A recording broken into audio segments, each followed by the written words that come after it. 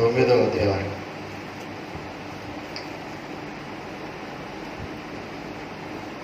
మొదటి కొరింథీయులకు రాసిన పత్రిక 9వ అధ్యాయము 24వ వచనం నుండి కొన్ని వచనాలు నేను చదువుతాను. పందెపు రంగం ముందు పరుగెత్తు వారందరూ పరుగెత్తుదురు గాని ఒక్కడే బహుమానం పొందనని మీకు తెలియదా? అటువలే మీరు బహుమానం పొందినట్లుగా పరుగెత్తుడి. మరియు పందెమందు పోరాడు ప్రతివాడు అన్ని విషయములందు మితముగా ఉండును.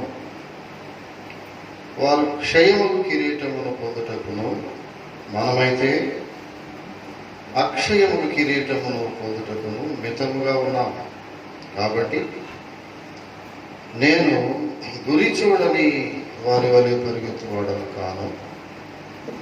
గాలిని కొట్టినట్టు నేను పోట్లాడుట లేదు. కానీ ఒకవేళ ఇతరులకు ప్రకటించిన తర్వాత నేనే భ్రష్టుడనైపోతునేమో అని నా శరీరమును నలగగొట్టి దానిని లోపరుచుకొనుచున్నాను. పిల్లరా, ఈనాటి యవనస్తులైతేనేమి, పెద్దవారైతేనేమి, ఈవెన్ వృద్ధులైతేనేమి, మనమందరము సమాజంలో ఒక విధమైనటువంటి పాపపు ఒత్తిడికి గురవుతున్నాం. అనగా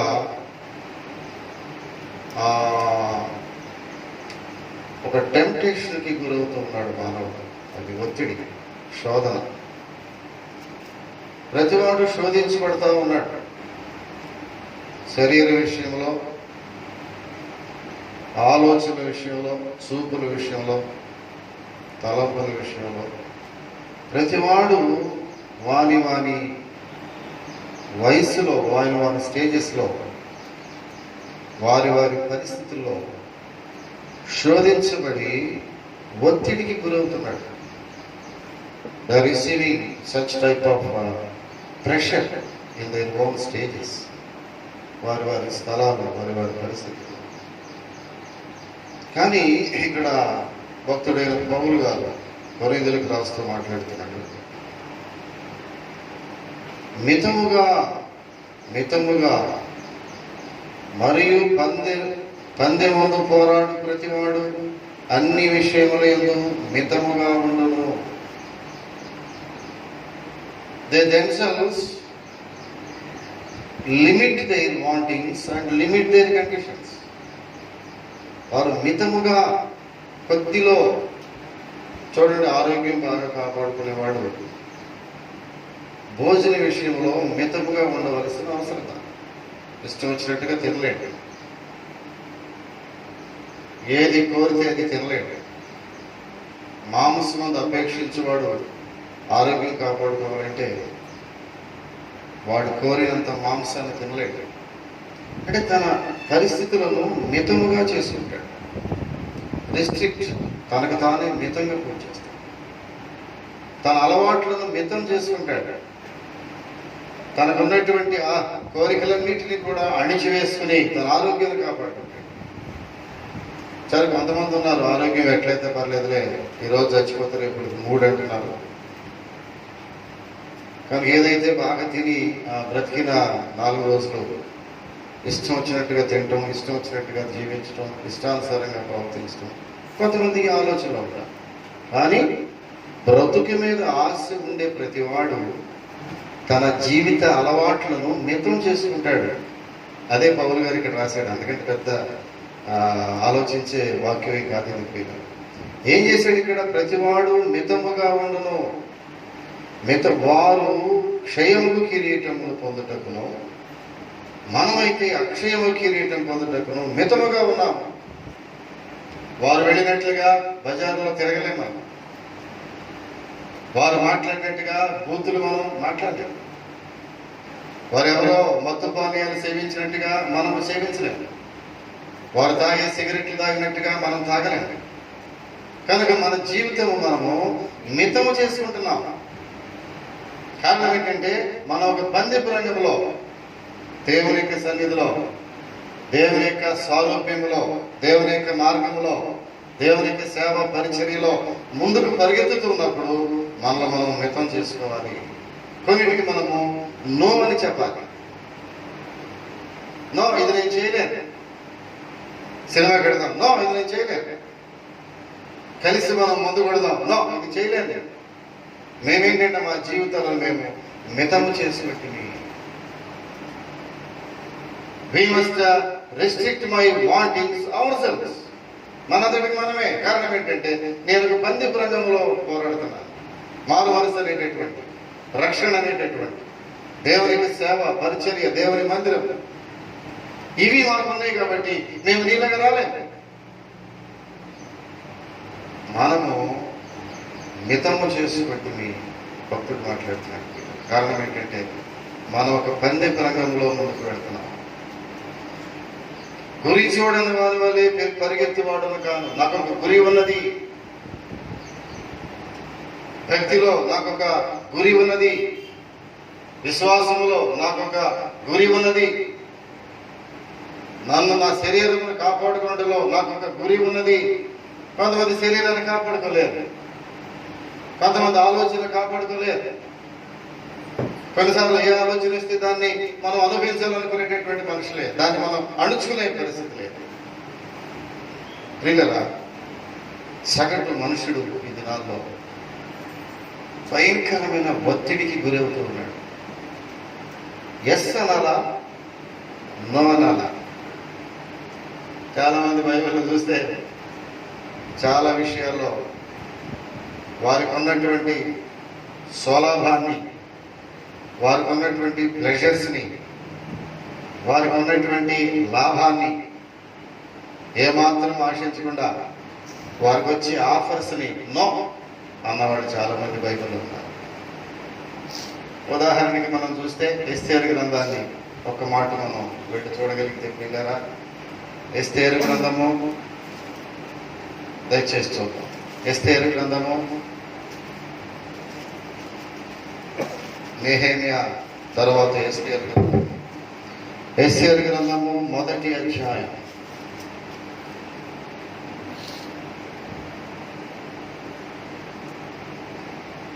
7వ వచనం చూసినట్లయితే అక్కడ చూడండి.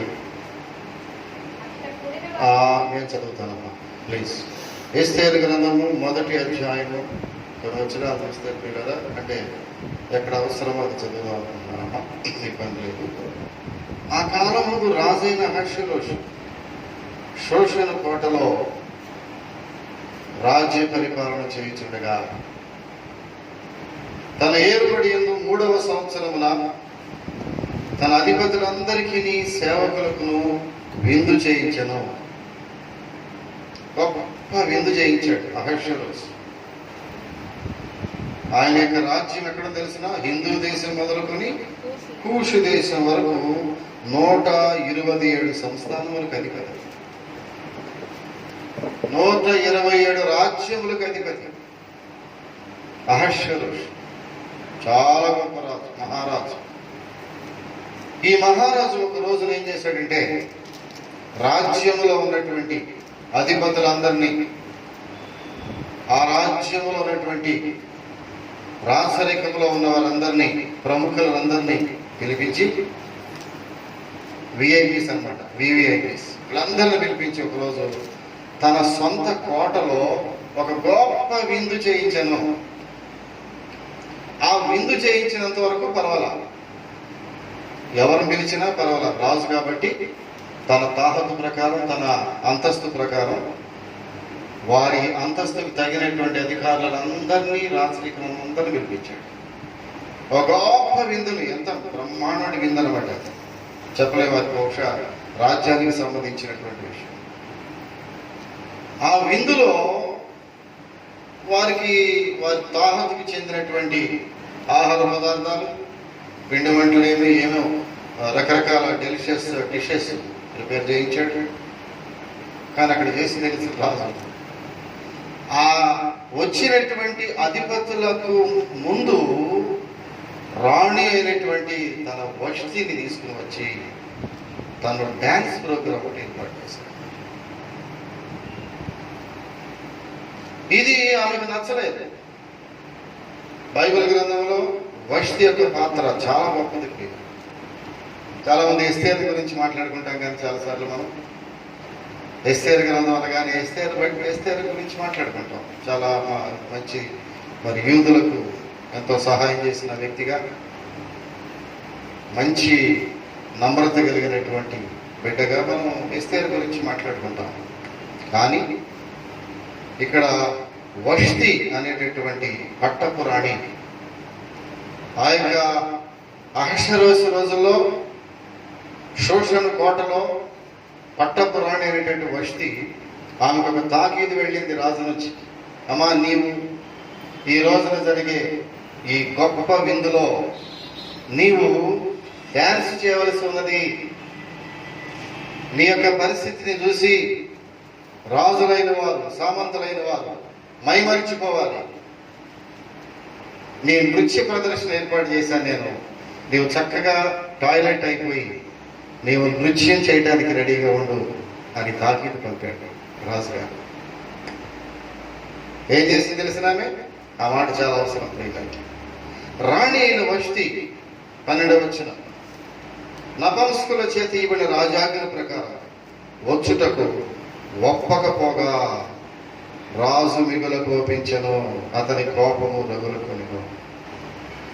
విధిని రాజ్య ధర్మమును ఎరిగిన వారందరి చేత రాజు ప్రతి సంగతి పరిష్కరించుకునేవాడు కనుక అతడు కాల జ్ఞానాలను చూచి రాణి అయిన వష్టి రాజైన అహష్వేరోషును నేను నపుంసకుల చేత ఇచ్చిన ఆజ్ఞ ప్రకారం చేయకపోయినందున ఆమెకు విధిని బట్టి చేయవలసిందేమని వారిని అడిగాను. వీళ్ళరా ఏం తెలిసిన 17వ వచనం కింద కూడా వస్తాయి. స్త్రీలందరూ దాన్ని విని ముఖం ఎదుటనే తమ పురుషులను తిరస్కారం చేయుదురు. కాబట్టి ఇక్కడ ఏం చేశారు? అప్పుడు 17వ వచనము 2వ అధ్యాయంలోకి వెళ్ళిపోతే 17వ వచనము చివరిలో ఉంటుంది. అతడు రాజ్య కిరీటమును ఆమె తల మీద ఉంచి ఆమెను వష్టికి బదులుగా రాణిగా నియమించను. గమనించారా మీరు? ఇక్కడ వష్టి అనేటటువంటి రాణి, పట్టపు రాణి, తన పట్టపు రాణిని కూడా వదులుకుని రాచరికాన్ని విడిచిపెట్టి, కోటను విడిచిపెట్టి, అవసరమైతే ప్రాణమును తీసివేసినా పర్లేదు కానీ నేను నా శరీరమును ఇతర మనుషుల మధ్యలో నేను ప్రదర్శించలేను, ఇతర మనుషుల మధ్యలో నేను డ్యాన్స్ చేయలేను, నా యొక్క మానవును, నా శరీరమును, నా వ్యక్తిత్వమును నేను కాపాడుకోగలను, ఈ రాచరికం నాకు అక్కర్లేదు. నో. ఈమె రాజు ఆజ్ఞను కూడా తిరస్కరించింది. ఆమెకు తెలుసు ఈ తిరస్కారం చేస్తే నా పదవి ఏమవుతుందో ఆమెకు తెలుసు. 5 నిమిషాల పదవి ఊడిపోద్ది. పట్టపురాణి అంటే పెద్ద పదవి. పట్టపురాణి అంటే రాజు గారి యొక్క మహారాణికి ఉన్నటువంటి ఆ స్థానము మామూలు స్థానం కాదు. రాజ్యంలో 147 సంస్థానములలో ఒక పట్టపురాణిగా వెలుగొందుతుంది వష్టి. కానీ తన శరీరమును, తన పరిస్థితిని ఎన్నడూ కూడా ఇతర పురుషుని దగ్గర ప్రదర్శించడానికి ఆమె మనసు అంగీకరించలేదు. ఒత్తిడికి నో అని చెప్పేసింది. ఎంత ఒత్తిడి చేశారంటే ఈ రాజ్యములో నీకు స్థానం ఉండదు, పట్టపురాణిగా నీ పవర్ పోద్ది, నీకున్న పోర్చుకోలు ఎగిరిపోద్ది, రాచరికం పోయింది, మంత్రి పదవి పోయింది. ఇక నీకు మిగిలింది ఏంటంటే మరణ శిక్ష ఒకటే నీ ముందు ఉండగలదు. ఏమంటావు అని చెప్పినప్పుడు నేను రాలేను. ఎంత చక్కని మాట చెప్పింది. నేను రాలేను. ఒప్పకపోగా రాణి అయిన వష్టి నపుంసకుల చేతి రాజాజ్ఞ ప్రకారం వచ్చుటకు ఒప్పకపోగా రాజు మిగులు కోపించాడు. పిల్లలా, ఏదైనా ఒక అవకాశం దొరికినప్పుడు, పాపం అవకాశం దొరికినప్పుడు ఏదైనా చెడుగులో నీవు చేయవలసిన పరిస్థితి ఎదురైనప్పుడు, ఏదైనా నీది కానిదేదో ఒక ఒక దొంగ వస్తువు నీది అవుతుందని అనుకున్నప్పుడు నీవు దాన్ని నేను ఒప్పలేను, నాకు కుదరదు, నో అని చెప్పగలుగుతున్నావా? అదే దేవుడు మాట్లాడుతున్నాడు. నో అని చెప్పగలిగే ధైర్యం చాలా మందికి ఉంది. ఈ దినాల్లో ఏదైనా సామాజిక పరమైనటువంటి ఒక ఆశ నీలో మాకు కలిగినట్లయితే, ఇది నాది కాదు అని నో అని చెప్పగలుగుతున్నావా? నువ్వేం చెప్పగలవు? నీ ఉదయకాల సమయంలో ఈ వష్టి నో అని చెప్పాను. నేను వెళ్ళి వారి ముందు డ్యాన్స్ చేయలేను, నా శరీరంలో వారి ముందు ప్రదర్శించలేను, ఒక వ్యర్థమైనటువంటి కార్యం నేను చేయలేను. కారణం ఏంటంటే నేను ఒక పట్టపురాణిని, గౌరవార్థమైన స్థానం నాకున్నది. పట్టపురాణిగా మహారాణి స్థానంలో నేను ఉన్నాను.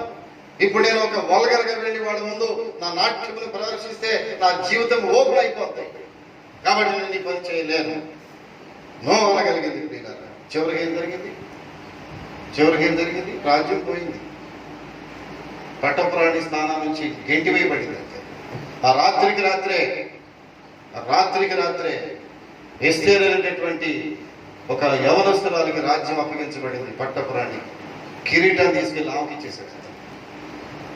వస్తీ తల మీద ఉన్న కిరీటమును ఒక సామాన్యమైనటువంటి స్త్రీ చేతులకు వెళ్ళింది. ఇప్పుడు వస్తీ మోడుగా మిగిలిపోయింది. కారణం ఏంటంటే ఆమె తనకి ఇష్టం లేని దాని విషయమై నో అని చెప్పాలి. Praise the lord, hallelujah. No అని చెప్పగలుగుతున్నావా? ఏదైనా ఒక ఒక ఒక టెంప్టేషన్ నీకు కలిగిందంటే, ఏదైనా శోధన వచ్చిందంటే నో అని చెప్పగలుగుతున్నావా? చెప్పలేవు. అటు ఇటు చూస్తాం, ఎవరు చూడలేదు కదా, ఎవరు చూడలేదు కదా, ఎవరు చూస్తారు? నన్ను పిల్లరా వస్తే అలా అనుకోలేదు. నేను పవిత్రమైన స్థానంలో ఉన్నాను, నా స్థానము పవిత్రమైంది, నా ఉద్యోగము గౌరవార్థమైన ఉద్యోగం. మహారాజు ప్రక్కన పట్టపురాణిగా నిలబడవలసినటువంటి నేను ఈ సామ్రాజ్యంలో అనేక మంది విఐపీల మధ్యలో నేను నాట్యం చేయలేను, చేసి నా జీవితాన్ని ఓపెన్ చేసుకోలేను. 4 గోడల మధ్యలో నా భర్తకే పరిమితమైన నా శరీరమును నేను ప్రదర్శించలేను ఇతరుల మధ్యలో. కాబట్టి నేను నో చెప్పగలను. చెప్పేసి నువ్వేం చెప్పగలవు? ఎవరైనా ఏమైనా వచ్చి ఒత్తిడి తీస్తే ఆ ఒత్తిడికి గురైపోయేటటువంటి పరిస్థితి. ఎవరైనా ఏమైనా చేయమని ఆశపడి వస్తే అంతే, అటు ఇటు చూసి మెత్తబడిపోయే మనిషికి వస్తే మెత్తబడలేదు. ఆమె స్టబర్న్గా ఉంది. She maintain stubbornness before the public of the Shushan palace. Shushan కోటలో ఆమె ఉన్నటువంటి పరిస్థితి ఆమె చూసినట్లయితే ఏమన్నాడు ఇక్కడ? మనము మితముగా ఉండవలెను ఉందుము. ఏమన్నాడు మూలవాక్యంలో? మనం అన్ని విషయములలో మితముగా ఉందుము. 1 కొరింథీయులకు రాసిన పత్రిక 9వ అధ్యాయము 25వ వచనం చూసినట్లయితే, మనమైతే అక్షయము కిరీటమును పొందుటకు మితముగా ఉన్నాము. మన ముందు ఒక కిరీటము దాచబడి ఉన్నది, దాని వరకు మనం మితముగా ఉందుము. దానియేలు ఏం చేశాడమ్మా? దానియేలు, షడ్రకు, మెషకు, అబేద్నెగో ఈ ముగ్గురు ఒక రోజున చెరపట్టబడ్డారు. రాజు అయిన నెబుకద్నెజరు చేత బబులోనుకు చెరపట్టబడ్డారు. చెరపట్టబడి యూదులు నియమము కలిగినవా, దేవుని భయం కలిగినవా, దేవుని చేత ఆశీర్వదించబడిన జనాంగం, వారు దేవుని ప్రజలై ఉన్నారు కనుక అన్ని జనుల అలవాట్లను విడిచిపెట్టేశారు. అన్ని జనుల యొక్క ఆహారపు అలవాట్లు విడిచిపెట్టేశారు. వీరి యొక్క పరిస్థితి ఏంటంటే, ప్రత్యేకించబడిన వారై దేవుని సన్నిధిలో ఆయనను కొనియాడుతూ ఆయనను సేవిస్తూ ఉన్నటువంటి జనాంగం. చివరికి ఏమైంది? ఒకరోజు బబులోను సామ్రాజ్యంలోనికి ఇశ్రాయేలు చెరపట్టబడ్డారు. చెరపట్టబడిన వారిలో ఈ దానియేలు ముఖ్యుడు. చెరపట్టబడిన తర్వాత బబులోను సామ్రాజ్యానికి తీసుకెళ్తే ఈ యవనస్తులను చూసి రాజు ఏం చేశాడు తెలిసిన, వారికి ఒక ప్రత్యేకమైనటువంటి ఆహారపు పదార్థాలు సేవించారు. వారు ప్రత్యేకించబడిన వారై వారు మంచి ఆహారం తీసుకోవడానికి రాజు ఆజ్ఞాపించాడు. రాజు ఆజ్ఞాపించి దయచేసి మనం చూద్దాం. దానియేలు గ్రంథము యెహెజ్కేలు తర్వాత ఉంటుంది. దానియేలు గ్రంథము ప్రియుల మొదటి అధ్యాయంలోనే 11, 12, 13 వచ్చిన ఇంటికి చదివితే, భోజనములకు శాఖ ధాన్యాదులను పానములకు నీళ్లను నీ దాసులకు మాకిప్పించి దయచేసి 10 దినముల వరకు మమ్మల్ని పరీక్షింపము. అక్కడ చెప్పారు. అక్కడ చూస్తే ప్రియులరా, అక్కడ చూసినట్లయితే ఆ భోజనము పానము, రాజు భుజించు భోజనమును 8వ వచనం, రాజు భుజించు భోజనమును పానము చేయి ద్రాక్షారసమును పుచ్చుకొని తను అపవిత్రపరచుకొనకూడదని దానియేలు ఉద్దేశించను. అబ్బా, ఎంత గొప్ప! రాజు ఏం చేశాడు తెలిసిన, రాజు పూజించే భోజనము, రాజభోజనం అంటే ఎలా ఉంటుందో నేను ప్రత్యేకంగా మీకు చెప్పాను. రాజభోజనం, గొప్పవారి ఇంట్లో భోజనం చేయాలంటే ఒక తెల్లన్నము, ఒక ఎండుమిరగాయల కారం ఉండదు. ఏముంటుంది? వారి దాహతకు తగినట్టుగా భోజనం. కొంతమంది భోజనానికి పిలుస్తారు. ఆ భోజనం ఏమో కానీ అక్కడ వడ్డించినటువంటి ఆ పాత్రలు, ఐటమ్స్ అవి లెక్కకు మించినవి. ఏ తినాలో తెలియదు, కన్ఫ్యూజ్ అయిపోతాం. చివరి కన్ఫ్యూజ్ అయిపోయి ముద్ద నోట్లో పెట్టి వచ్చేస్తాం. ఏంటో తెలియదు.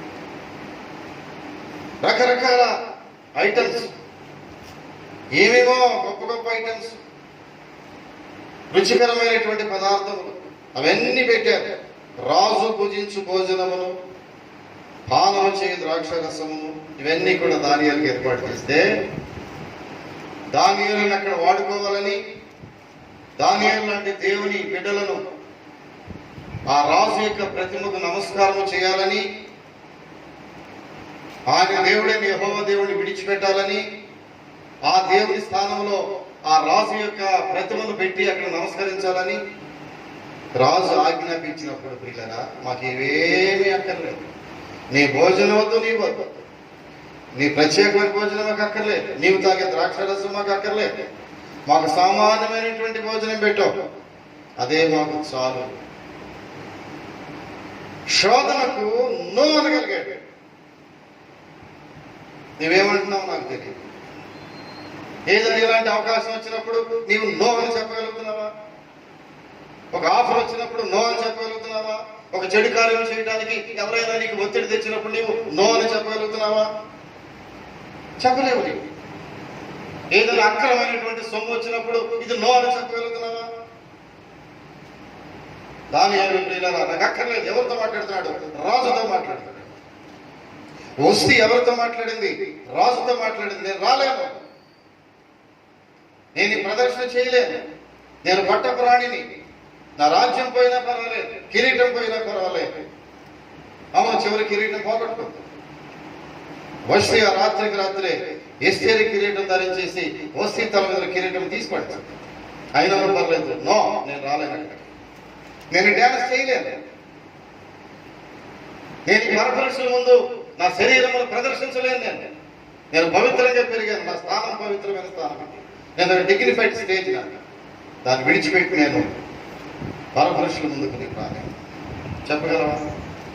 నో. దానియేలు అన్నాడు, నో, నేను చేయలేను, ఈ ఆహారాన్ని పూజించలేను. ఒకవేళ తెచ్చి నేను సామాన్యమైనటువంటి ఆహారం పూజిస్తాము, ప్రత్యేకమైన భోజనం వాళ్ళకి పెట్టండి, 10 రోజుల తర్వాత వాళ్ళని నన్ను కూడా చూడండి, నా ముఖం ఎలా ఉంటుందో వాళ్ళ ముఖం ఎలా ఉంటుంది. బాగా రోజు కేజీలు మాంసం తిన్న కూడా ముఖం ఎలా ఉంటుందో చాలాసార్లు చూస్తూ ఉంటాను. మితమైన ఆహారం తీసుకున్న వాడి యొక్క ముఖం వెలుగుతూ ఉంటుంది. నేను ఇప్పుడు చెప్పాను కాదు, ఇప్పుడు ఆహారం మానేసినప్పుడు చెప్తాను కాదు, అప్పుడే చెప్పాను. మితమైన ఆహారం తీసుకున్నవాడు ముఖం ఎలా ఉంటుంది? వెలుగుతూ ఉంటుంది. రోజు మాంసం చేపలు కేజీలు పీకేనే ఉండకుండా ఏమన్నా ఆడ ముఖం చూడండి ఎట్లా ఉంటుంది? ఎట్లా ఉంటుంది? జంతువులాగానే ఉంటుంది. వాడి స్వభావము జంతు స్వభావమే, వాడి అపీరెన్స్ మురగ అపీరెన్స్ వచ్చేస్తుంది. అందుకనే శాకాహారం నచ్చినట్ట, అవునా కదా? మరి కోపం చూస్తున్నారు మీరు, వాడే మాంసం తెచ్చుకుంటారు రాదు. శాకాహారము మితమైనది, అది ఆరోగ్యములకు అనువైనది. దానియేలు ఏం చేశాడు తెలిసిన? ఏం చేశాడు ఇక్కడ? దానియేలు బ్రహ్మాండంగా మాట్లాడాడు, చాలా ధైర్యంగా మాట్లాడాడు. ఏమన్నా మాట్లాడి తెలిసినారా? అవును, భోజనములకు శాఖ ధాన్యాదులను పానమును నీళ్లను నీ దాసులకు మాగిపించి దయచేసి 10 దినముల వరకు మమ్మల్ని పరీక్షింపుము. ఎవరు ఎట్టుంటారో ఒకసారి చూడారా. నో అని చెప్పగలిగాడు. కానీ ఇది మేము చేయలేము. మా దేవుడిని పక్కన పెట్టి నీ ప్రతిమకు మేము నమస్కారం చేయలేము. నీ భోజనాలు పెట్టి నీ కింద మేము దాసులుగా ఉండలేము. నీ ఉప్పు కారం తిని మేము నీకు నమస్కారం చేసి ఉండలేము. మా దేవుడు మాకున్నాడు. చెప్పగలవా? చాలా మంది పారిపోతారు. శోధనకు లోనైపోయి ఎన్ని శోధనలు మన మీదకి వచ్చినా, ఎన్ని శోధనలకు పౌలు భక్తుడు ఒక మాట మాట్లాడతాడు తిమోతి, నీ యవ్వనమును జాగ్రత్తగా కాపాడు. నీ యవ్వన కాలమును బహు జాగ్రత్తగా కాపాడుకో. అది అవసరం నీకు పెద్ద అయిన తర్వాత. యవ్వన కాలమును పవిత్రముగా కాపాడకు నీవు ప్రయాసపడు, అది నీకు తర్వాత ఉపయోగపడుతుంది. ఐజాక్ గారు అంటే ఉండేవాడు న్యూస్ అంటాడు, యవ్వనాన్ని జాగ్రత్తగా కాపాడుకున్నాను. యవ్వన వయసులో నా శరీరమును పవిత్రముగా కాపాడుకున్నాను, తరువాత అది నాకు ఎంతో ఉపయోగపడింది. నేను పెద్ద అయిన తర్వాత ఆ యవ్వన కాలంలో నేను జీవించిన పరిశుద్ధ జీవితం నా జీవితంలో చాలా ఉపయోగపడింది. యవ్వనాన్ని పోగొట్టుకుని, యవ్వనాన్ని అభద్రపరుచుకుని, యవ్వనాన్ని ఇష్టానుసారంగా రోడ్ల మీద పారబోసుకుని, యవ్వనాన్ని పరపురుషులకు పరస్త్రీలకు ఇచ్చివేసి, యవ్వనాన్ని స్పాయిల్ చేసుకున్న తర్వాత పెద్ద అయిన తర్వాత జీవితం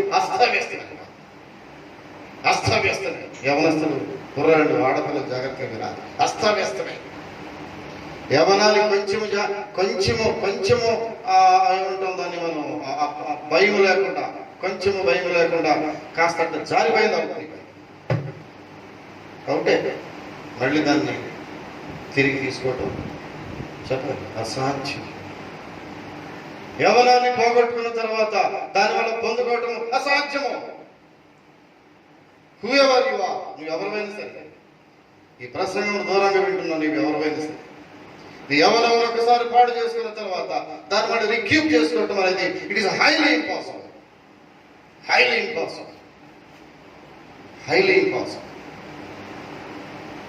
దానియేలు తన యవ్వనాన్ని ఎంత జాగ్రత్తగా కాదు. నో.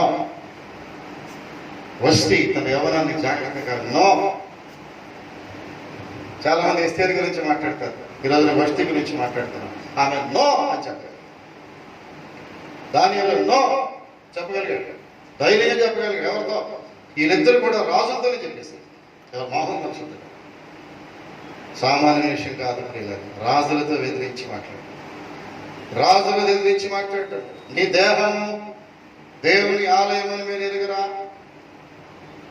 నీ దేహము దేవుని ఆలయం అని. ఈ మధ్య ఎవరితో అన్నాను నేను, పూజలు చేస్తా ఉంటే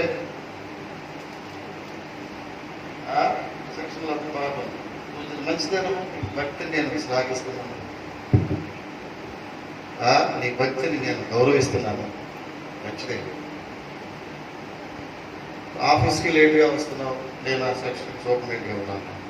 ఆఫీస్కి లేట్గా వస్తున్నావు ఏంటి అంటే గుడిలోకి వెళ్ళొచ్చానండి అంటే. సరే, గుడిలోకి వెళ్ళొచ్చి ఎవరు మంచిది. 10 రోజులు వచ్చిన తర్వాత రోజు లేట్గా వస్తుంది, సాయంత్రం లేట్గా వెళ్తా ఉంది, సరే ముందు వెళ్ళిపోతా ఉంది. సరే ఓకే, కోవిడ్ అడవులు ఉన్నప్పుడు ఎవరు కాదని ఏంటమ్మా నువ్వేం చేస్తావు, ముందెళ్ళి ఏంటి పరిస్థితి, మళ్ళీ వెళ్ళేటప్పుడు కూడా గుళ్ళోకి వెళ్తానండి. మరి ఉదయం కూడా గుళ్ళోకి వెళ్ళి వస్తారండి. మధ్యాహ్నం భోజనం టైంలో మళ్ళీ ఎక్కడికి వెళ్తుంది, పక్కన గుడి ఉంటే దానిలోకి వెళ్ళి. అప్పుడు అన్నా నేను అమ్మా పొరపాటు చేస్తున్నాను, మీ భక్తి కూడా సమపాడంలో ఉండాలి. ఇక భక్తి చేసిన ఉద్యోగం మానేసి భక్తి చేయడం వచ్చింది. నేను అసలు బైబిల్ చదవను, ఆఫీస్లో చదవకూడదు. భక్తి చేయడానికి ఒక పద్ధతి ఉంది. అప్పుడు అన్నాను అనమాట, పిచ్చి పిల్ల, నీ హృదయమే temple, it's temple. Your heart is a temple. Your god, whatever god you are worshipping, your god is dwelling in your holy heart. నీ పరిశుద్ధ ఆ హృదయమే దేవుని ఆలయం. హృదయమే కాదు, నీ దేహమే దేవుని ఆలయం. బైబిల్ చెప్తా ఉంది, నీ దేహము దేవునికి నిలయమని, ఆయనకు నిలయమని మీరు ఎరుగరా. దేహాన్ని ఎంత జాగ్రత్త కాపాడుకోవాలి. దేహం పరిశుద్ధముగా, శరీరం పరిశుద్ధముగా, శరీరం ఇది ఆలయమని ఎంచుకుని ఈ వస్తీ లాంటి వాళ్ళు, దానియేలు లాంటి వాళ్ళు ఆ విధంగా భావించారు. కాబట్టి పాపమునకు, చెడుగునకు నో చెప్పగలవా? నువ్వేం చెప్తావు? నో అనగలవా? ఎంతమంది ఇక్కడ నో అంటారు, ఎస్ అంటారు. నాకు అయ్యా కొన్ని పరిస్థితులు మేము జారిపోయామండి, కాలు జారిపోయిందండి, జారి తీసుకుంటాం వెనక్కి తీసుకుని. కొంతమంది జారిపోయి ఇక జీవితం అంతా జారిపడు. యోసేపు చాలా very very precious and very good character. యోసేపు ఎంత గొప్ప క్యారెక్టర్. అది ఐగుప్తులో ప్రధానమంత్రి స్టేజ్లో వెళ్ళిపోయాడు. నాన్నల చేత ఈ యోసేపు చరిత్ర చెప్పడానికి టైం చాలు, చాలా పెద్ద చరిత్ర. As you know very well, నేను I'm sure that you are very well of the story of Joseph. యోసేపు యొక్క చరిత్ర మీకు తెలుసు, చెప్పక్కర్లేదు. అతడు ఈ లోక పాప భోగములకు నో చెప్పేస్తాడు. యవన ప్రాయంలో even before marriage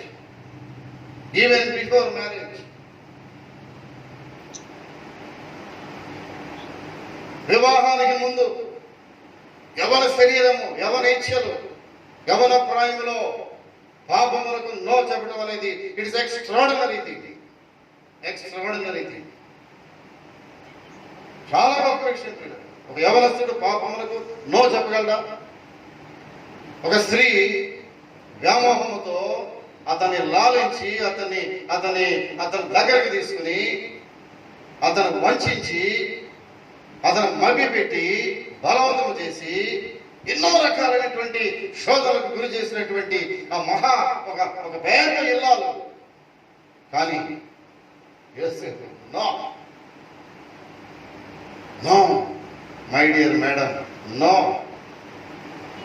this is not the way to respect my own god. This is not the way to worship my lord. నా యేసును, నా దేవుణ్ణి, నా పరలోకముందు నా దేవుణ్ణి గౌరవించడం ఇది కాదు పద్ధతి. దిస్ ఈస్ నాట్ ద వే.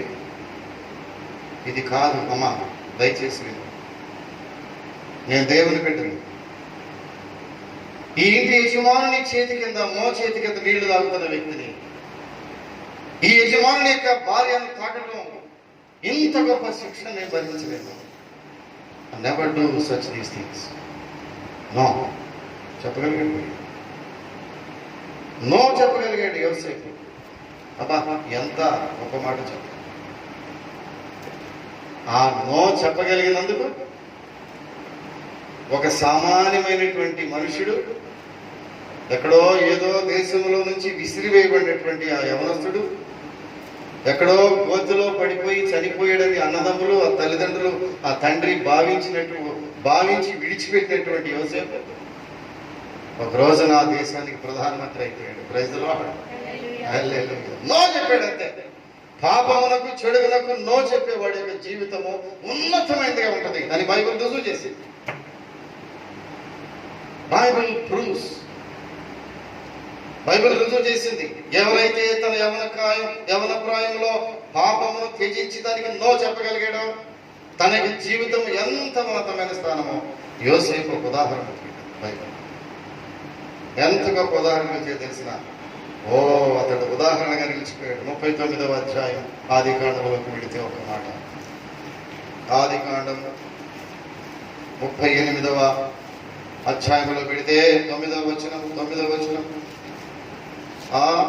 5వ వచనం చివరిలో చూస్తే యెహోవా ఆశీర్వాదము ఇంటిలోనేమి పొలములోనేమి అతనికి కలిగిన సమస్తము మీదను ఉండెను. యోసేపు ఎప్పుడైతే ఆ ఇంట్లోకి వెళ్ళాడో ఆ ఇల్లు ఆశీర్వదించబడింది. ఆ ఇంటిని తన భార్యను తప్ప ఆ ఇంటిలో ఉన్న సమస్తమును ఆ యజమానుడు యోసేపుకు అప్పగిస్తే ఆ ఇంటిలో ఉన్నటువంటి ఇంటి ఇల్లాలు యోసేపు మీద కన్ను వేస్తే 9వ వచనం అంటాడు, నీవు అతనికి భార్యవైనందున నిన్ను తప్ప మరి దేనిని నాకు అప్పగింపకి ఉండలేదు. కాబట్టి నేనెట్లు ఇంత ఘోరమైన దుష్కార్యము చేసి దేవునికి విరోధముగా పాపము కట్టుకుందునని తన యజమాని భార్యతో నేను అని 11వ వచనం చూస్తే అతడు తన వస్త్రమును ఆమె చేతిలో విడిచిపెట్టి తప్పించుకొని బయటికి పారిపోయాను. వెరీ ఇంపార్టెంట్ థింగ్, అతడు పారిపోయాను. ఎక్కడి నుంచి పారిపోయాడు? పాపము నుంచి పారిపోయాడు అంతే. ఆ యొక్క స్త్రీ సన్నిధిలో నుంచి పారిపోయాడు అంతే. నీ యవనేచ్ఛల నుంచి నీకు దూరముగా పారిపోము అంటాడు. పారిపోతున్నావా? అక్కడే పట్టుకుంటాడు. ఎక్కడ పాపం ఉంటే అక్కడే, ఎక్కడ చెడుగు ఉంటే అక్కడే, ఎక్కడ అపవిత్రత ఉంటే అక్కడే. దానికి అట్రాక్షన్ ఎంతో ఉంది లోపల. ఎక్కడ పాపం కనబడుతుందో దాని చుట్టూ తిరుగుతావు నీవు, ఎక్కడ అపవిత్రత ఉందో దాని చుట్టూ తిరుగుతావు నీవు, ఎక్కడ లస్ట్ఫుల్ ఆలోచనవో దాని చుట్టూ తిరుగుతావు నీవు. Your thoughts are revolving around the sins of this world. ఎంత భయంకరం. యోసేపు పారిపోయాడు. ఎక్కడ? పాపం నుంచి నో, నేను ఇది చేయలేను. ఇంత దుష్కార్యమును, ఇంత ఘోరమైన దుష్కార్యము నేను చేయలేను. నా దేవునికి విరోధంగా నేను బ్రతకలేను ప్రభువా. ఎంత పాపం ఎదిరించే విషయంలో ఎంత గొప్ప సంగతి అండి. How it possible? ఇది ఎలా సాధ్యము ప్రియులలో? పాపమును వ్యతిరేకించడం సాధ్యమా? మానవ శరీరానికి, మానవ నైజానికి. మానవ నైజం పాప నైజము. ప్రభువా నేను పాపములోనే నా తల్లి నన్ను గర్భము ధరించెను. నాలో జన్మ పాపం ఉన్నది, కర్మ పాపం ఉన్నది ప్రభువా. ఈ రెండు పాపం నేను ఫేస్ చేయలేను, నేను ఎదుర్కోలేను, నేను నో చెప్పలేను. నాలో వేరొక నియమం ఉన్నది. నేను మంచి నియమంతో ఉన్నా కూడా నాలో వేరొక నియమం పుట్టుకొస్తా ఉన్నది. ఏది చేయకూడదు అనుకుంటున్నాను ప్రభువా, దానిని నేను మరలా చేస్తున్నాను. ఇదే శోధన అంటే. దానికి నో చెప్పినటువంటి వారు బైబిల్లో ఉన్నతమైన స్థితిలో పెట్టారు. యవన కాలమును పరిశుద్ధముగా కాపాడుకునేటువంటి అతడు పురుషుడైనా స్త్రీ అయినా సరే ఆ జీవితము 3 పువ్వులు 6 కాయలు తగిలి. మరి నువ్వు నో చెప్పగలవా? ఒకవేళ చెప్పకపోతే ఇప్పటికైనా ప్రభువా ఈ స్థితిని నేను నో చెప్పాలి. నేను వెళ్ళే మార్గం మంచిది కాదు, నేను అనుసరిస్తున్న మార్గం మంచిది కాదు. తెలుసు నీకు, I know very well. The way I am sailing is not useful before the Jesus Christ. నేను వెళ్ళే మార్గం నీకు తెలుసు కదా. నేను వెళ్ళే మార్గం అది మంచి మార్గం కాదు. ఈరోజు నో చెప్తాను. చెప్పగలవా? యోసేపు ఒకరోజు చెప్పాడు, నో చెప్పినాడు. ప్రభు అయ్యా నాకు ఇది వద్దు. అవసరమైతే జైలు పాలయ్యాడు తప్ప, అవసరమైతే జైల్లో రగ్గిపోయి ఇక అక్కడే చావటానికి సిద్ధమైపోయాడు తప్ప పాపమును చేయడానికి ఇష్టపడలేదు. దానికి నో చెప్పాడు. ఒకరోజు ఒక బ్రహ్మాండం commander Moses the army commander, ఆ లక్షల సైన్యమును నడిపించినటువంటి మోషే తన యవ్వనములో ఉన్నప్పుడు ఏం చేశాడు తెలిసిన? ఈ లోక సకల భోగములకు నో చెప్పేశాడు. ఎక్కడ పెరిగాడు తెలిసిన? అతను అంతఃపురంలో పెరిగాడు. ఒక హెబ్రీ యువకుడు ఎక్కడో జమ్ము పెట్టిలో నీళ్ళలో దొరికినటువంటి కుర్రవాడు ఐగుప్తులో ఆ రాజు కుమార్తె యొక్క కుమారుడిగా పెరిగాడు. రాజు యొక్క కుమార్తె ప్రిన్సెస్, ఆమె కుమారుడిగా దత్తత తీసుకుని అక్కడ ప్రిన్స్ గా పెరిగాడు, యువరాజుగా పెరిగాడు, రాజకుమారుడిగా రాకుమారుడిగా పెరిగాడు. మోషే మామూలుడు కాదు, రాకుమారుడు. బైబిల్ తర్వాత సాగుడయ్యాడు కానీ తెలుసా మోషే చరిత్ర? ఆయన మొదటిగా రాకుమారుడు. రాకుమారుడు అంటే అన్ని రకముల విద్యలు నేర్పారు అతను. బైబిల్ చూస్తే మీరు ఇంటికి వెళ్ళి చదవండి, టైం లేదు. సకల విద్యలు నేర్పారు మోషేకి. అంతేకాదు రాచరికంలో పెరిగాడు. అంతేకాదు ఆ రాజ్యమునకు వారసుడిగా పెరిగాడు.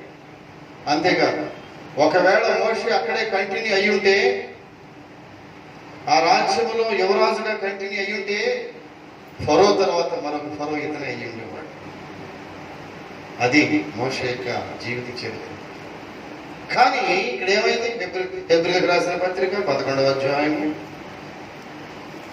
హెబ్రీలకు రాసిన పత్రిక 11వ అధ్యాయం 24వ వచనం చేసి చూస్తే, మోషే పెద్దవాడైనప్పుడు విశ్వాసమును బట్టి ఐగుప్తు ధనము కంటే క్రీస్తు విషయమైన నింద గొప్ప భాగ్యమని ఎంచుకొని అల్పకాలము పాపభోగము అనుభవించుట కంటే దేవుని ప్రజలతో శ్రమ అనుభవించటం మేలు అని యోచించి ఫరో కుమార్తె యొక్క కుమారుడని అనిపించుకున్నటకు ఒప్పుకొనలేదు. He says no. నేను రాజకుమారుడిగా ఉంటాను, నాకు ఇష్టం లేదు. No, I never received such type of greatness from the king's palace. ఫరో యొక్క రాచరికంలో నాకు ఏమాత్రం కూడా భాగం అక్కర్లేదు. I never as a partner in that palace. No చెప్పాడు మోషే. ఎవరైనా చెప్పగలరా? నిన్ను తీసుకెళ్ళి ముఖ్యమంత్రి గారి దగ్గర ఆ ఇంట్లో ఒక్కడిగా ఉంచాలనుకుంటున్నారని ముఖ్యమంత్రి తాకీదు పంపితే ఇక్కడ ఎంతమంది ఉన్నామంటారు? నేను అన్నా, వాక్యం చెప్తున్నాడు అన్నయ్య నో అంటాడు అనుకుంటాను. నేను ఎందుకంటే ముఖ్యమంత్రి గారి ఇంట్లో కదా, అది అక్కడ జీవితం అంతా సపరేట్గా ఉంటుంది. ఆ జీవితాన్ని వదులుకోగలరా నేను? తర్వాత ఏమైనా పర్లా, కొంతకాలం ముఖ్యమంత్రి ఇంట్లో వాళ్ళ ఇంట్లో మనుషులకు ఉంటే చాలు అనుకుంటాను. వీళ్ళరా మోషే అనుకోలేదు. అల్పకాలము పాప భోగం అనుభవించుట కంటే దేవుని ప్రజల యొక్క వారి కొరకైనటువంటి నింద భరించటమే అది గొప్పగా ఎంచుకున్నాడు, భాగ్యముగా ఎంచుకున్నాడు. దేవుని ప్రజల కొరకు శ్రమలు, దేవుని పరిచర్య కొరకు శ్రమలు, దేవుని యొక్క రాజ్యము కొరకు శ్రమలు, దేవుని యొక్క మందిరం కొరకైన శ్రమలు, విశ్వాసంతో దేవుని సన్నిధిలో బ్రతకటంలో ఉన్న ఆ శ్రమలే గొప్ప భాగ్యము నేర్చుకున్నాడు. కానీ రాచరికానికి నో చెప్పేశాడు. నో. ప్రియులరా, బైబిల్ అనేకులు ప్రియులరా ఈ లోకంలో ఉన్న లోక పాప భోగములకు నో చెప్పారు. వస్తీ ఎంత నో చెప్పింది. వస్తీల గురించి పొద్దున చదువుతా ఉంటే ఆశ్చర్యం వేసింది. అరే, ఒక సగటు స్త్రీ అంత గొప్ప రాచరికాన్ని నో అనేసిందే. ఇతడు దానియేలు కుర్రాడు. దానియేలు ఎక్కడ తెలిసిన? తన స్వగ్రామమునకు 1500 మైళ్ళ దూరంలో ఉన్నాడు. పోనేమన్నా ఇంటి పక్కన అయితే ఆ పక్క పేటోళ్ళు పలానా ఎవడ అబ్బాయి కదా ఇక్కడ 7 ఏషాలు వేస్తాడని చెప్తారు, భయం. పోనేమన్నా ఈ గుడివాడు వదిలిపెట్టేసే బందరో బెజవాడు వెళ్తే బెజవాళ్ళు ఎవరు తెలిసి వాళ్ళు ఉంటారులే, మా నాన్నకి చెప్తాను భయం. హైదరాబాదు మహా అయితే 300 కిలోమీటర్లు ఎవడో ఒకడు కనపడతాడు. ఎప్పుడైనా బస్ స్టాండ్లోనూ, ఎయిర్పోర్ట్లోనూ, రైల్వే స్టేషన్లో కనపడితే మా అమ్మకు చెప్తాడు భయం. ఎంత దూరంలో ఉన్నాడు దానియేలు? 1500 మైళ్ళ దూరంలో ఉన్నాడు. ఏమి చేసినా వాడు ఊర్లో ఎవరికి తెలీదు. వాడు సినిమా హాల్ దూరితే వాళ్ళ అమ్మా నాన్నకి చెప్పేవాడు ఎవడు లేడు. వాడు డ్యాన్స్ వేసుకుంటూ ఉంటే, మందు తాగితే వాళ్ళ నాన్నగారి అమ్మగారిని చెప్పేవాడు ఎవరు లేరు. 1500 మైళ్ళ దూరంలో ఉన్నాడు. అయినను ఈ లోకంలో ఉన్న ప్రతి సమస్యకు, ప్రతి టెంప్టేషన్కి నో చెప్పేశాడు. ఎవరు చూడరు కదా, కొంతమంది ఎవరు చూడరు కదా. మా వాళ్ళకి చెప్పాడు ఎవరు లేదు కదా, మా ఇంట్లో తెలియదు కదా, నా భార్యకు తెలియదు కదా, నా భర్తకు తెలియదు కదా, సెల్ ఫోన్లో కూడా జాగ్రత్త పడతాను కదా, నేను ప్రసార మాధ్యమాల్లో చాలా జాగ్రత్తగా ఉంటాను కదా, నేను టెక్నికల్గా ఎంతో జీనియస్ కదా, నేను నా పాపమును, నా విధేయతను, నా యొక్క ఆ యొక్క చెడుతనమును జాగ్రత్తగా దాచుకోగలగదా అనుకుంటారు కొంతమంది. నీవు చేసే పని ఏది సీక్రెట్ కాదు. నీవు మాట్లాడే ఏ మాట సీక్రెట్ కాదు. అది ఒక రోజున బయలుపడబోతున్నది.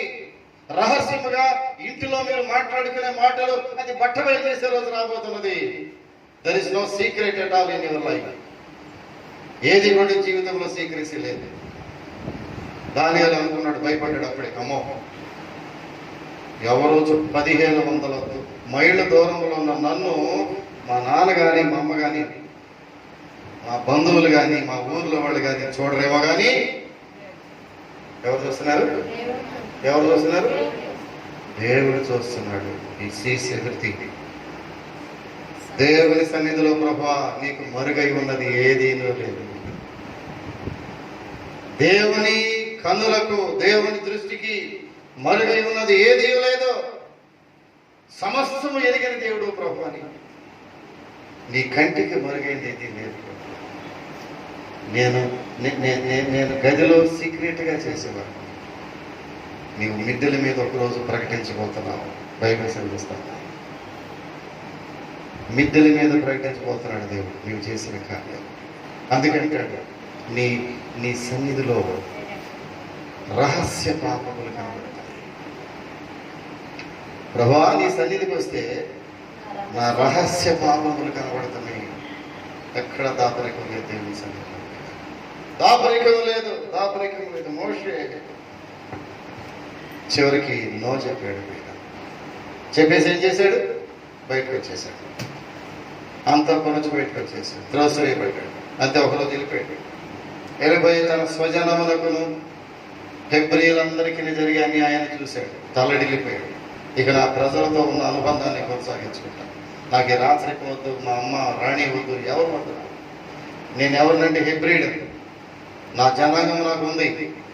మేము దేవుని సన్నిధిలో ఆయన ఆశీర్వాదంతో ఉన్నటువంటి జనాంగం మాది. వెళ్ళిపోయి అంతే కర్రోడు చేత పట్టుకెళ్ళిపోయి వెళ్ళిపోయి తన మామైనటువంటి ఇత్రో దగ్గరికి వెళ్ళిపోయి అక్కడ పని కుదిరాడు. అక్కడ గేదెల మలస్కరి ఉద్యోగం చేసుకున్నాడు. ప్రియులుగా రాత్రికము నుంచి గేదెల మలస్కరి చూపిస్తుంది. ఎంత దారుణం. నో చెప్తే వచ్చేటటువంటి పరిస్థితి ఏం చేసిన చివరికి అతను ఒక మహానాయకుడు అయిపోయాడు. ఎంత నాయకుడు అయిపోయాడు తెలిసిన? ఏ ఫరో రాజు సన్నిధిలో పెరిగాడో తన బాల్యములో, ఆ ఫరో రాజుని ఎదిరించి నిలబడగలిగిన ఆ hero of the old testament Moses is the hero of old testament. అంటే పాత నిబంధన హీరో ఎవరు? మోషే. ఎస్. నేటికి యూదులకు ఆరాధ్యతం ఎవరు? మోషేనే. నేటికి ఆ యూదులకు ఒక ప్రధాన ఏమంటారు ప్రధాన కథానాయకుడు ఎవరు? మోషేనే. మోషే is the hero. Moses is the hero. ఎందుకని జరిగింది అక్కడ? అతడు తన యవ్వనములో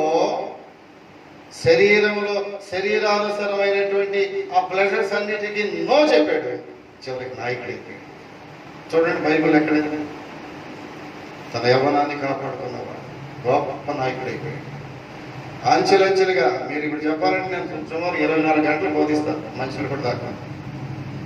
కానీ వారందరూ ఈ లోక సంబంధమైన పాపములకు నో చెప్పిన వాళ్ళే. చివరికి పిల్లరా యేసుక్రీస్తు ప్రభు అందరి వలనే శోధించబడ్డాడు.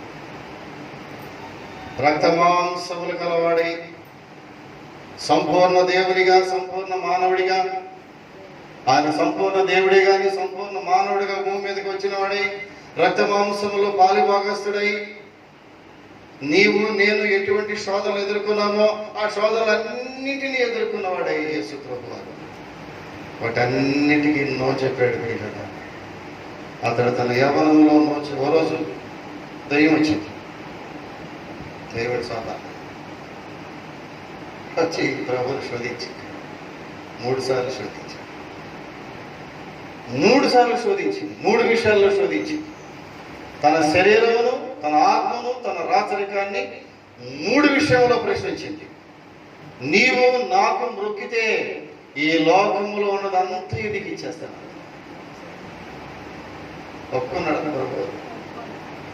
ఆ శోధన గురయ్యాడా? శరీరంతో ఉన్నాడుగా, రక్తమాంసములు పాలిభాగస్తుడిగా ఉన్నాడుగా, నీ వలేనే నా వల్లనే ఉన్నాడుగా, భూమి మీద ఆ తల్లి గర్భంలో జన్మించాడుగా, పైనుంచి అక్కడ వచ్చాడు, గుడి పడిపోలేదుగా. కానీ అతడు శోధనకు నో చెప్పాడు. అందుకంటాడు జస్ట్ లైక్ అదర్స్. మీరు చూడండి, పెద్ద ఎక్స్ట్రాడనరీ విషయం కాదు ఇది. పైన మనము చెప్పుకున్నటువంటి క్యారెక్టర్లన్నీ కూడా ఎప్పుడైతే నో అని చెప్పి ఉన్నతమైన స్థానంలోకి వెళ్ళియో, క్రీస్తు ప్రభు కూడా శోధనలు జయించిన వాడై తండ్రి కుడి పార్శ్వములకు వెళ్ళిపోయి అన్ని నామముల కంటే పై నామములకు పెట్టేశాడు తండ్రి ఆయన్ని. కారణం ఏంటంటే ఆయన శోధనను జయించి వచ్చేసాడు. శోధనకు నో చెప్పాడు. ఒకవేళ ఎస్ అంటే ప్రపంచం తలకిందులైపోయేదేమో. ఆ టైంలో యేసుక్రీస్తు ప్రభు నేను శరీరంతున్నాను కాబట్టి నాకు కూడా మనుషులకు వచ్చేటటువంటి శోధనలే వచ్చినాయి కాబట్టి నేను దీనికి ఎస్ అంటాను అనుకుంటే రక్షణ లేదు ప్రపంచానికి. ప్రియులరా, నో చెప్పగలవా? యేసుక్రీస్తు ప్రభు 3 సార్లు శోధించబడినప్పుడు ముమ్మారు కూడా ఆయన నో చెప్పగలిగాడు. చివరిగా తెలిసిన సాతాను నువ్వు నా వెనక మారిపో గద్దించాడు. సుమా అపవాదిని ఎదిరించాడు, పాపమును ఎదిరించాడు, శోధనను ఎదిరించాడు, శరీరాశలను ఎదిరించాడు, లోకమును ఎదిరించాడు. ఎదిరించడమే కష్టం. ఇప్పుడు ఎట్ట బతుకుతూ ఉండాలి కదా అయ్యా. ఓకదంపుడు దాన్ని వేస్తున్నావు ప్రసంగాన్ని. ఎట్లా సాధ్యపడుతుంది? ఏది నో చెప్పడం ఎట్లా సాధ్యపడుతుంది? నో అని చెప్పి బతకగలమంటే గుడివాళ్ళు మేము ఈ శోధనకు, ఈ పరిస్థితులకు నో చెప్పగలమా? ఒకవేళ చెప్తే ఉండగలమా? మోషేలు అనుకోలేదు, యోసేపు అనుకోలేదు, వష్టీలు అనుకోలేదు. ఒకవేళ ఈ లోక సంబంధమైన వాటిని పోగొట్టుకున్నారేమో కానీ చరిత్రలో నిలిచిపోయారు. ఏం జరిగింది? క్రీస్తు ప్రభు నో అన్నాడు. మొట్టమొదటిగా ఎలా సాధ్యం ఇది? ముగించేటప్పుడు చిన్న ప్రశ్న వేసుకుంటాం. ఎలా సాధ్యం? అవిశ్వాసం. ఈ శోధనకు నో చెప్పడం ఎలా సాధ్యం? వింటున్నారు అందరూ, నిద్రపోతున్నారు కొంతమంది. ఎలా సాధ్యం? ప్రాక్టికల్గా ఆలోచిద్దాం. సరే, వాక్యాన్ని పక్కన పెట్టేసి ఎలా సాధ్యం? వష్టికి సాధ్యమైంది, మోషేకి సాధ్యమైంది, యోసేపుకి సాధ్యమైంది, క్రీస్తుకి సాధ్యం. మనకు ఎలా సాధ్యం? అవుతాం డెఫినెట్గా. ఏం చేయాలనుకున్నాను? మూసేయండి ప్రార్థన సిలువదాడా, దానికి కూడా చిన్న ఆన్సర్ చెప్తాను. బైబిల్ మూసే ముందు చిన్న ఆన్సర్. ఎలా సాధ్యపడుతుంది? ఒక భయంకరమైన పాపమునకు నో ఎలా చెప్పగలము? ఈ శరీరం బలహీనమైంది కదా, శరీరము మన ఆత్మ ఇవన్నీ బలహీనమైపోయింది. మానవుడు బలహీనుడు కదా. కొంతమంది జారిపోయేటప్పుడు అంటారా బలహీనుడు లేదా మానవుడు అనుకో. నిజమే, మానవుడు బలహీనుడే. కానీ ఒకటి ఏంటంటే నంబర్ 1 సాధ్యపడే విషయాల్లో 3 ఉన్నాయి. నంబర్ 1 నోట్ చేసుకోవాలి. Number 1 you must change your attitude. నీ వైఖరి, నీ మనస్సును మార్చుకోవడానికి ప్రయత్నం చేయాలి.